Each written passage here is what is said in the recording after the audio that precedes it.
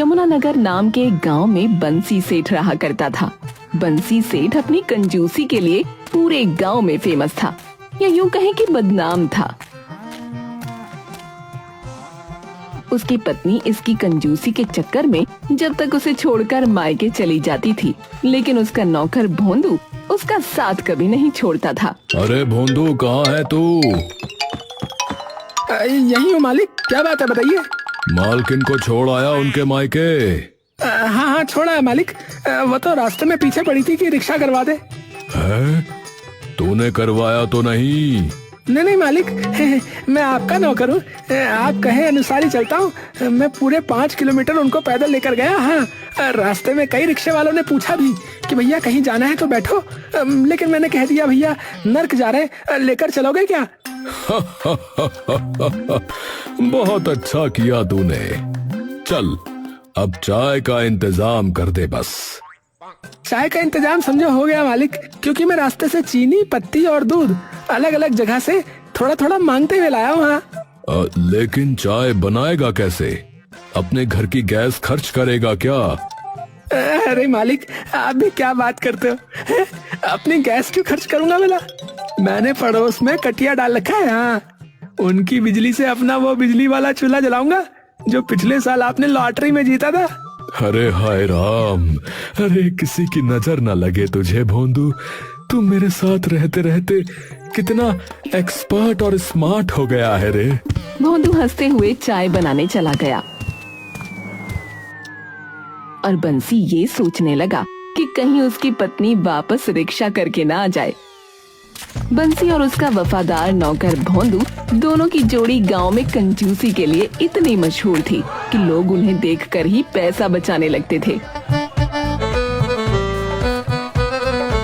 दोनों ने मिलकर ऐसी ऐसी तरकीबें निकाली थीं कि हर काम बिना खर्च के निपट जाता था।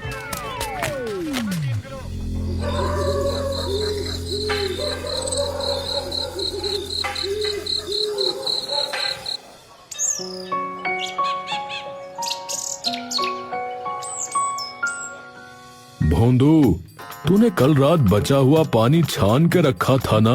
हाँ हाँ मालिक, छान के रख दिया था। उसमें तो मच्छर मरे हुए थे, लेकिन मैंने उन्हें निकाल के पानी उबाल दिया। अब बिल्कुल नया लग रहा है। वाह रे भोंदू, तू तो अब मेरे प्राणों से भी प्यारा लगने लगा है। मालिक, प्राणों से भी प्यारा? तो फिर थोड़ा दूध और ले आऊं पड़ोस से? हाँ हाँ जरूर, नेकी और पूछ पूछ। गांव वाले अक्सर उनकी हरकतों पर हंसते थे। कभी बंसी से अपने पुराने फटे कपड़े सिलवाकर दोबारा पहनते दिखते, तो कभी भोंदू सब्जी मंडी में लोगों की गिरी हुई सब्जियां चुनता फिरता दिखता। अरे भाई संभाल के चलना, वो देखो बंसी सेठ आ रहे। अगर उन्हें लग गया कि हम सांस भी ज्यादा ले रहे हैं तो कहेंगे थोड़ा कम करो, ऑक्सीजन तो मुफ्त में नहीं आती। सच कह रहा है। एक बार तो उसने मेरे भांजे के मुंडन में भी पेड़ा आधा आधा करके बांटा था भैया।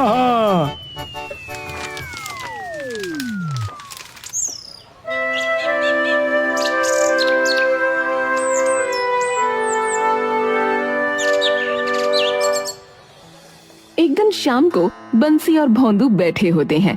भोंदू, अब जाकर मालकिन को वापस ले आ। अब अकेलापन कट नहीं रहा। ठीक है मालिक, लेकिन रिक्शा तो नहीं करवाना होगा? नहीं, उसे भी पैदल लाना। और हाँ, अगर वो ज्यादा नखरे करे तो उसे कह देना सेठ ने खुद नंगे पैर भेजा है, अब तो चप्पल में चल रही हो।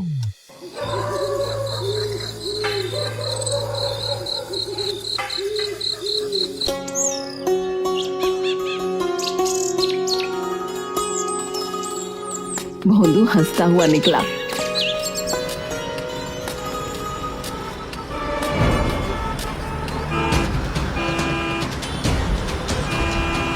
लेकिन रास्ते में एक ट्रक से टकरा गया। गांव वालों ने बंसी को खबर दी। अरे सेठ जी, अरे भोंदू का एक्सीडेंट हो गया है, वो बहुत बुरी हालत में है। हे राम, मेरा झाड़ू, मेरा झोला उठाने वाला, अरे मेरा भोंदू। बंसी दौड़ता हुआ गया और भोंदू को घर ले आया।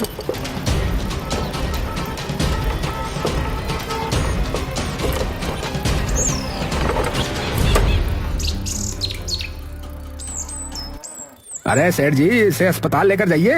अरे अस्पताल? वहाँ तो भर्ती होते ही पर्चा भी 500 रुपए का कटता है।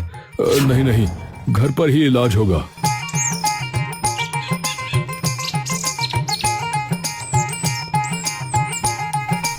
बंसी ने सबसे सस्ता डॉक्टर बुलवाया। धरती पर ये सब चल रहा था।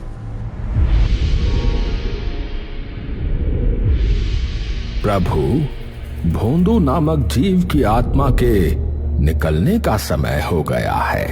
महेश, चलो ड्यूटी पर चलते हैं।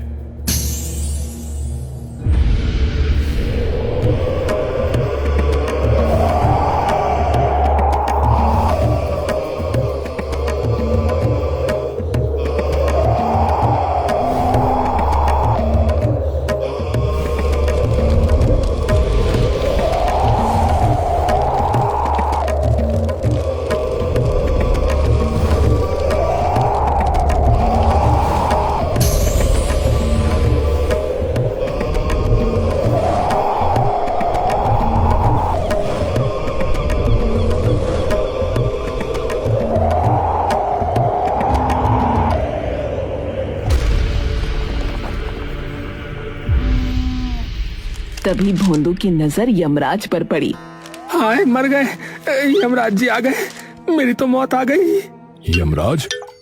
अरे भोंदू, तू तो किस्मत वाला निकला रे। चलो बुलाओ उन्हें, मैं भी दर्शन कर लूं। ये कौन पागल व्यक्ति है जो हमारे दर्शन मांग रहा है? महाराज, महाराज, बस एक बार दर्शन दे दो। मैं जिंदगी भर एक पैर पर नाचूंगा। यमराज और महेश को मजबूरी में सामने आना पड़ा। महाराज, ये भोंदू को छोड़ दीजिए। ऐसा नौकर कहाँ मिलेगा जो मेरी कंजूसी में ऐसा साथ दे।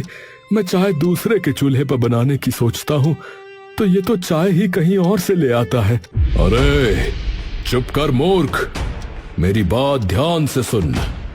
नियति के अनुसार इसके प्राण हरने ही होंगे। आपको जो चाहिए ले लो। मेरा पुराना बनियान, मेरी 3 साल पुरानी छतरी, पर भोंदू को छोड़ दो। तू पागल है क्या? हट सामने से, इसकी मौत आ चुकी है, समझा? महाराज, बस एक बार छोड़ दीजिए मेरे भोंदू को। ऐसा नौकर तो स्वर्ग में भी नहीं मिलेगा। मूर्ख, हम मृत्यु के देवता हैं, कोई किराना के दुकानदार नहीं जो मोल भाव करें। चलो महेश, खींचो इसके प्राण। मालिक, नहीं, ये मर गया तो मुझे झाड़ू कौन पकड़ाएगा? चाय के लिए चीनी कौन मांगेगा मोहल्ले से?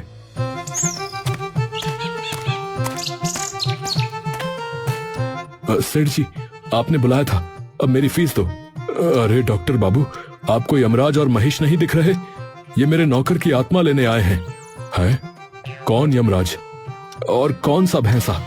मुझे तो सिर्फ आप और ये मरा हुआ जैसा नौकर दिख रहा है। हाय रे मेरी किस्मत। अरे तूने जिस आदमी का इलाज किया वो मरने वाला है और तू मुझसे पैसे मांग रहा है। अब इलाज किया है, दवा दी है, फीस तो बनती ही है। हाँ, क्या फायदा उस इलाज का जो मौत को नहीं टाल पाया, और जब फायदा नहीं हुआ तो पैसे किस बात के? सेठ जी, मैं अभी पुलिस बुला लूंगा। लो, ये लो, खाली डिब्बे हैं, रद्दी में बेच देना, 2-4 रुपए बन जाएंगे। और हाँ, कागज वाला रामलाल सही रेट देता है। धत तेरे की, ऐसा मरीज, ऐसा मालिक। जा रहा हूं मैं। डॉक्टर गुस्से में पैर पटकता हुआ चला गया। यमराज और महेश ये पूरा तमाशा देख रहे थे और दंग थे। हे प्रभु, ऐसा मनुष्य तो मैंने अपने जीवन में नहीं देखा। ये व्यक्ति तो खर्चे के नाम पर बहुत मस्तिष्क चला रहा है। महाराज, ये तो मेरा गुण है, मैं हर चीज में कंजूसी प्रो मैक्स करता हूँ। ठीक है, तो मैं एक शर्त पर तुम्हारे नौकर को छोड़ सकता हूँ। जी जी, बताइए महाराज। तुम मुझे कंजूसी करना सिखाओ। यमलोक में सारे देवता मुझसे ही खर्च करवाते हैं। कभी कोई पूजा करवा लेता है तो कभी पिंडदान। महीने के अंत में मेरे पास कुछ भी नहीं बचता। सिखा दूंगा महाराज। क्या मजाक कर रहे हैं? भोंदू उसी वक्त उठकर बैठ गया जैसे रामायण में संजीवनी बूटी से हनुमान जी जाग गए हों। मालिक मालिक मैं बच गया मालिक। हाँ बच गया, लेकिन डॉक्टर के सामने मत जाना, वरना वो फिर से फीस मांगने आ जाएगा। इसके बाद बंसी ने यमराज के कान में कुछ फुसफुसाते हुए कहा, अब सुनिए महाराज, कंजूसी की पहली टिप, हर बात में ना कहो। हैं? मतलब कोई भी कुछ मांगे तो साफ ना कर दो महाराज, फिर सामने वाला खुद कोई सस्ता ऑप्शन देगा। अरे वाह। अब बंसी ने यमराज को अभ्यास कराया। अब आप बताओ, ये आपका महेश खाता क्या है? यमलोक की स्पेशल सब्जी अमरकांता लौकी। महंगी होती होगी? बहुत महंगी। धरती की लाखों लौकियां आ जाएं उसमें, तो अगली बार जब वो मांगे मना कर देना, देखना वो खुद सस्ता विकल्प देगा। यमराज ने कहा ठीक है, और वो तुरंत महेश को लेकर यमलोक पहुंचे।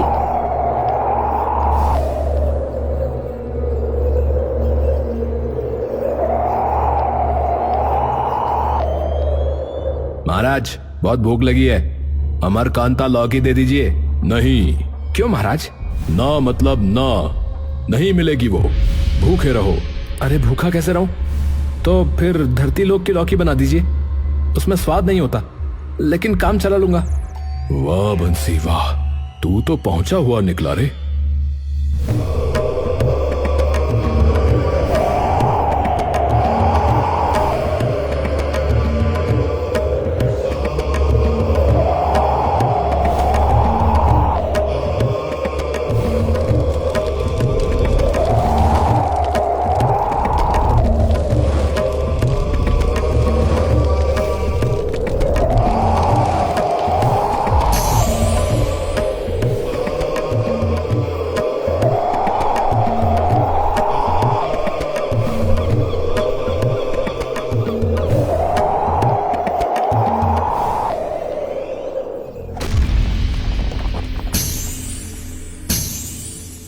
बंसी, सच में तेरा फॉर्मूला काम कर गया।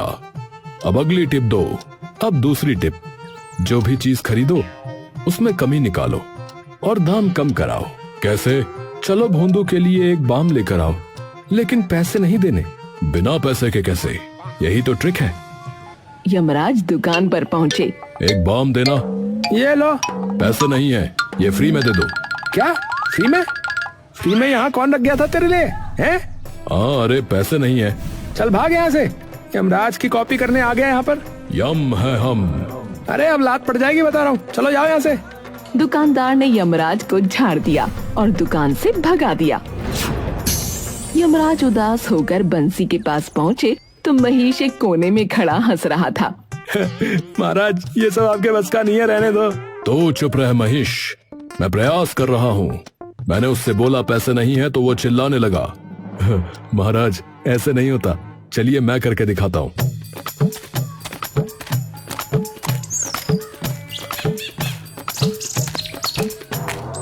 बंसी दुकान पर गया, दुकानदार से बोला, भाई साहब चक्कर आ रहे हैं, यहीं गिर जाऊंगा, बाम अभी दे दो, पैसे बाद में अगर बचा तो।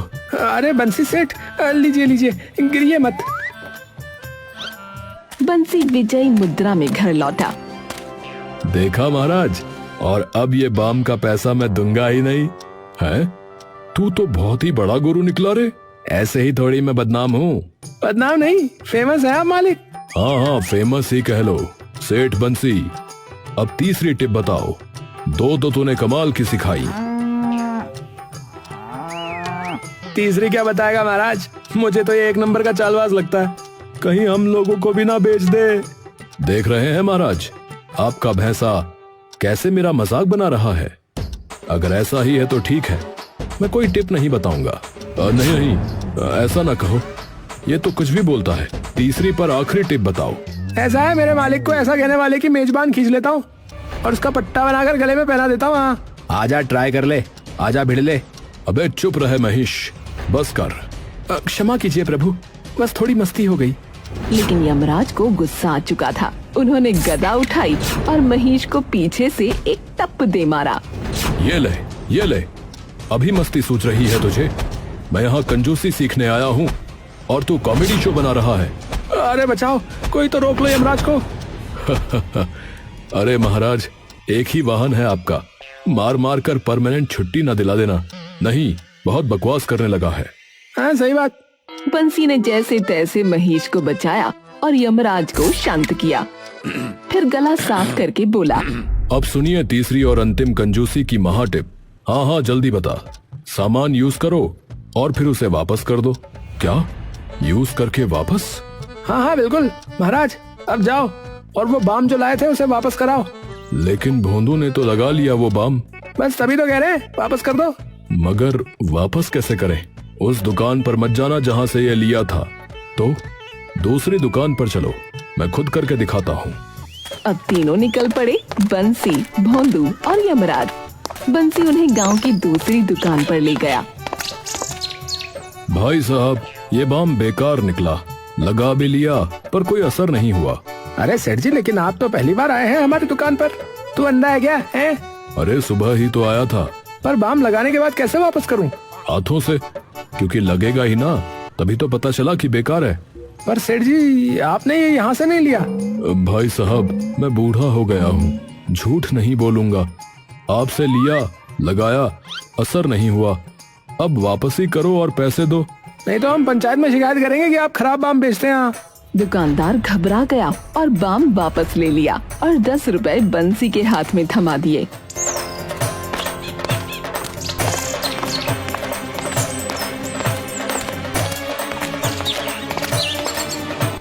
हे प्रभु, बाम हमने खरीदा भी नहीं और पैसे भी ले लिए।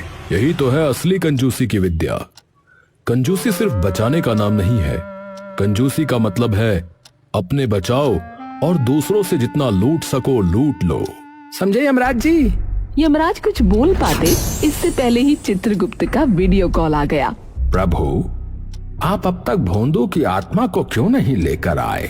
वो चित्रगुप्त जी, मैं थोड़ा सा ज्ञान ले रहा था। क्या आपको आत्मा लेने भेजा था कि कोचिंग क्लास खोल लिया आपने? अभी वापस आइए। हाँ आता हूँ। कॉल कट गया। यमराज का चेहरा उतर गया। उन्होंने गहरी सांस ली और बंसी की ओर देखा। बंसी सेठ, तूने मुझे सब कुछ सिखा दिया। अब मैं यमलोक में सभी से हिसाब लूंगा। पर अब मैं भोंदू को ले जाता हूँ। मृत्यु जब तय हो जाती है तो वो टलती नहीं। हाय, ये क्या बात हुई? ऐसा ना करिए महाराज। रुको महाराज, आप ऐसे कैसे ले जाएंगे? क्या मतलब कैसे? मतलब आपका महिष कहाँ है? अरे सच में, महिष कहाँ गया रे? घर में होगा ना? यमराज इधर उधर दौड़ने लगे। घर में पहुँचे, कभी खिड़की से झांके, कभी बाथरूम का दरवाजा खटखटाया, लेकिन महिष कहीं नहीं मिला। मेरे भैंसे का क्या किया बोलो, वरना अभी गदा चला दूंगा। आप भी नहीं समझ पाए महाराज, हमने आपको उल्लू बना दिया। अब दोनों पेट पकड़कर हंस रहे थे और यमराज का चेहरा गुस्से से लाल हो गया। मेरा महिष, मेरा साथी, मेरी सवारी कहाँ है? ठीक है, आप रोइए मत। आपका महिष आपको मिल जाएगा, लेकिन एक शर्त है। कैसी शर्त? आपको भैंसे के बदले मेरे नौकर की जिंदगी बख्शनी पड़ेगी। अबे यार, चलो अच्छा ठीक है। भोंदू उनको एक तबेले के पास लेकर पहुंचा।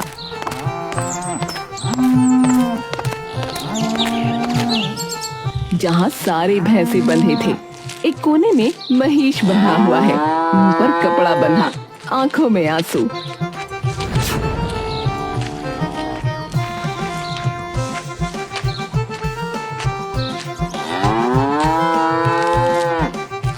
महाराज बचाइए मुझे, इन इंसानों ने तो मुझे भूसा तक नहीं दिया और ऊपर से इनकी बातें सुन सुनकर मेरा भेजा भी घिस गया।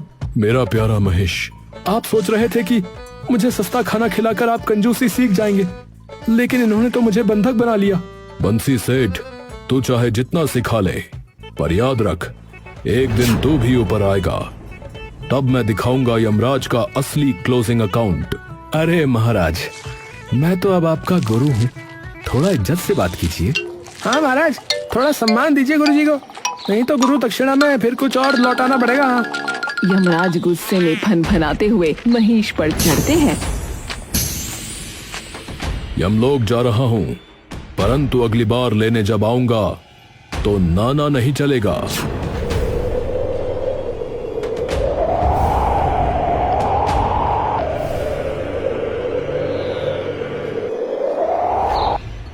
मालिक एक बात बोलूं? बोल भोंदू। आज हमारी जोड़ी ने यमराज जी को भी मजा चखा दिया, मजा आ गया। हमारी जोड़ी और कंजूसी जिंदाबाद। हम यही सब सिखाएंगे लोगों को।